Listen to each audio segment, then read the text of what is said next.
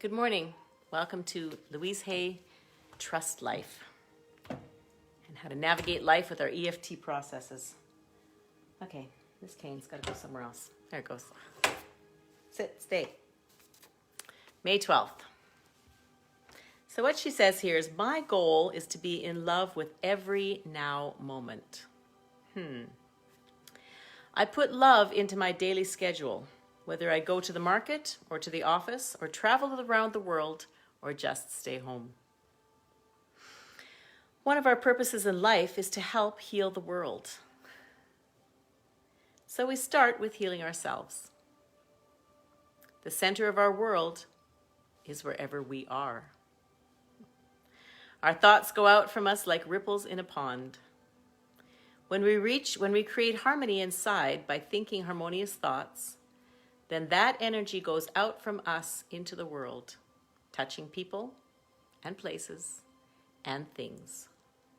These vibrations are felt and responded to. Let's make sure that we are radiating harmony and love. So I'm going to relate this to my horse work. I have many clients that come to me, and oftentimes they're coming to learn to ride horses, but they're often coming to heal as well. And I had a particular client recently that I was helping this person, and we were connecting through the horses, and this person had had some difficulties in their life and had come because they wanted to honor themselves more and wanted to find spaces of healing and peace through riding a horse. So I'm a riding instructor, and so I can teach the mechanics of riding a horse. And I can also add to that space all of this energetic stuff. And the horses are absolute masters at understanding this energetic world and connecting with it.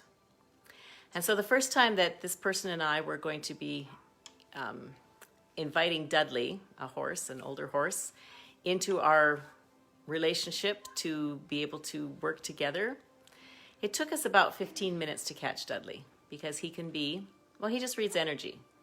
And so whatever energy we bring in, and the horses, they're so amazing. They understand what each person needs to learn at the moment they need to learn it. So the horse could easily be caught one day and the next day not, because the person needs to learn something, and the horse just reads that. They're absolutely magnificent. I sit at their feet in awe and just chuckle. So this person came to their lesson last week, and I was busy in the arena for a little bit, and I knew that this person knew how to keep themselves safe. And so I just said, well, grab Dudley's halter and just step into the pen. And about 3 or 4 minutes later, when I stepped out to just check on this person and see how they were doing, they had already caught Dudley. And they said to me, he just came right to me. And this person really needed to know in their life that they were loved and that they were lovable. They just needed to know that they were lovable. And to have this horse whom in the past we'd have to dance with to invite into our space and to invite into our connection, our partnership, to have walked out and seen this person with that horse connected to them was just such a gift. It was magnificent. So bringing that back to this Louise Hay part, she says, one of the purposes of our purposes in life is to help heal the world. This person came to this space for healing, and they are starting to heal and are in the process of healing. The horse is helping them to heal. But they're here and they're willing to receive that. And as this person now goes back into their own world, they take that with them. Because we each do. It's absolutely magnificent. The center of our world is wherever we are. One of the things about horsemanship is horses are prey animals. And so they're always looking for leadership to see who's in charge and who's going to see the cougars and the bears. And it's not that they live in fear, that it's awareness. Because if my leader is aware, then I can relax and eat some grass. But if my leader isn't aware, then I need to be the leader, and that's okay. I just need to know. Because then I'm not going to just relax all the time and eat grass or just hang out, because I need to be more aware.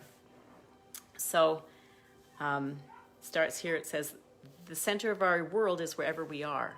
So one of the things that we need to do with our horses is be aware all the time and be aware of their bodies and where they are, and invite them into the idea that we are the center of their universe and that they can look to us for solid leadership because we are aware, and that we're going to lead in a benevolent dictatorship in kindness and love, but with exactness as well. And so I am always saying to my riders, have your horse understand, I am the center of your universe. So what is the center of our universe, and how does that heal? When we get scattered and we get caught into anxiety, we get caught into fear, we get caught into anger and resentment and all those emotions. Notice I caught myself on the negative. All those emotions that contract us and collapse. This is a cell. These are receptor sites. There's millions of them on every cell. Just envision this. It's a simple explanation. All these receptor sites will receive different hormones for different emotions.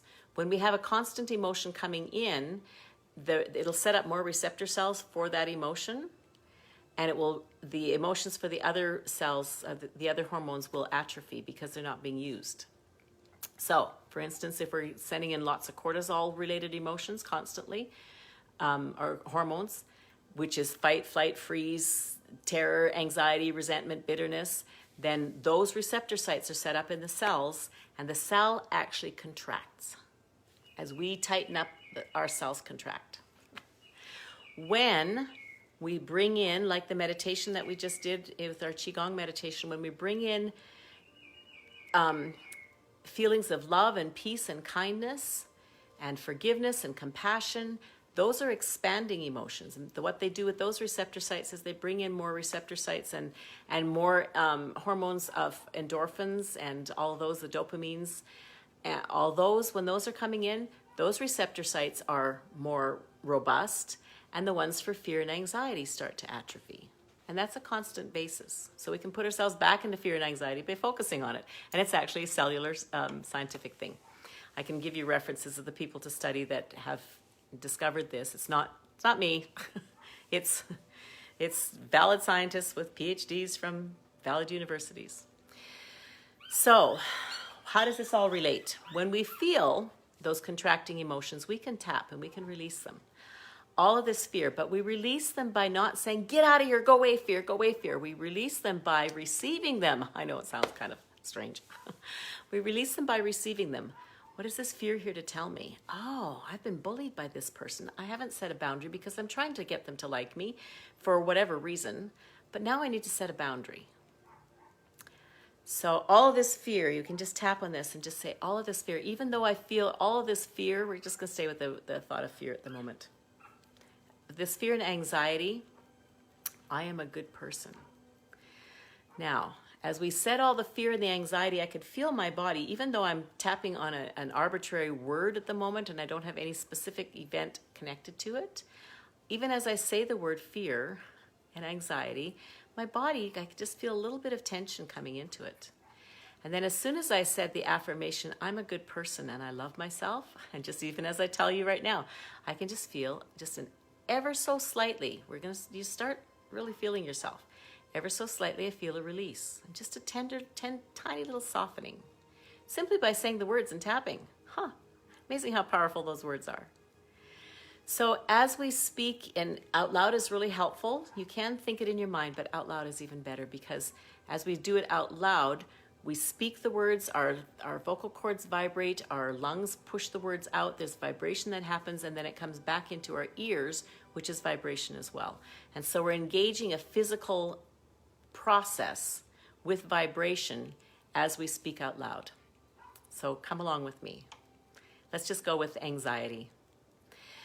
Even though I feel so much anxiety in my gut, and this pause is for you to repeat that.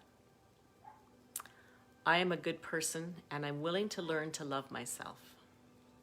Now notice I said I'm willing to learn to love myself, because so many of us, me included, when we say I love myself, we get a block there because we have all these things in our mind, this programming that says don't love yourself, don't love yourself, don't love yourself. Protect yourself. That's a whole workshop. But as we say, I'm willing to learn to love myself. I'm willing to be kind to myself. Even though I have all of this anxiety, I'm willing to learn to love myself. There's that softness right there. There's that peace. I'm going to come back to Miss Louise. I put love into my daily schedule. You can tap on your leg if you're upset. You can tap on if you're in contracting emotions. I put love into my daily schedule wherever I go, whether I go to the market or the office or travel around the world or just stay home. One of our purposes in life is to help heal the world. So we start with healing ourselves and loving ourselves. The center of our world is wherever we go.